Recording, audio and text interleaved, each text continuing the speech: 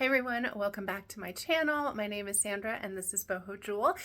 So I've done a few videos about being an artist with ADHD, and on one of the videos, I hope I don't say your name wrong, Cheryl, I think Lemereau maybe, posted a comment that I thought was funny because she was like, I thought you had it all figured out. I will never ever claim to have it all figured out. But she did ask a really good question about shipping and packaging things. And yes, that is a very stressful thing. Now, if you don't have ADHD, you might be like, what's the problem? You just wrap it up, you post it, you send it to the mail, right? Like you take it to the post office. It is not that simple because yes, like Cheryl mentioned, there is, okay, get the item that you have to send out. Make sure you have the address right. Before that, you have to make sure it's all packed securely and safely, envelopes, all the things. I have accidentally in the past sent out the wrong item and it was very embarrassing. I made it right, but you know, I ended up kind of losing an item because I was like, don't worry about sending that back. I'll send you the right one. I'm so sorry. So these are mistakes that happen because there's so many steps involved. And when there are a lot of steps involved for the ADHD brain, it can be overwhelming. So I'm going to show you guys my setup here. I don't have like a separate office space or a separate shipping area, so to speak, things like that. It's the cat breaking in.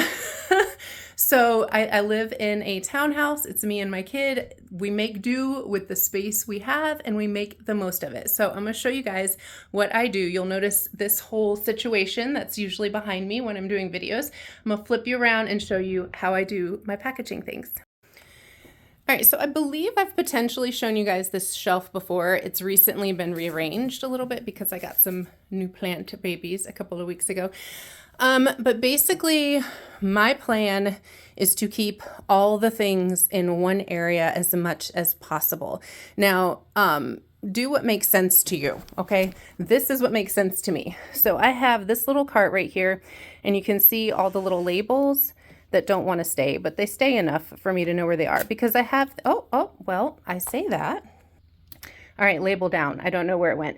I might go in and tape these. But anyway, the point of the labels is that I have artwork in several different places and jewelry in several different places. So this is how I know if I have an Etsy sale on Boho Jewel, that's in here, or in here, or in here, okay?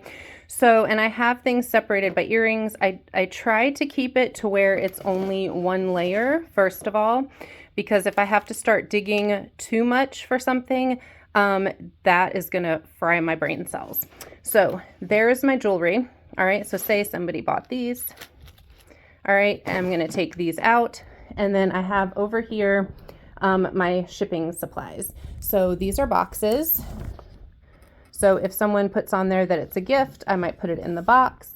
And then this is all my other stuff. These are my envelopes in different sizes, assorted accordingly. I need some little bitty ones, which I don't have right now. So I'm just gonna take this envelope and pretend like it's a small one. All right, so here is my bin of packing things. This is my bed. Now I have a table over here that we'll come back to in a minute, but that table is not really, big enough to do the packing with. So I'm going to show you what I have going on in here. So here I have everything. All right. I have these little shredded papers that I will use for candles, maybe things like that, or even for larger envelopes, depending on what I'm sending out, just to give it a little extra padding. I have my tissue paper that I will wrap my item in. And then I have some thank you cards. I have scissors, tape, the ribbon I use, random ball of trash.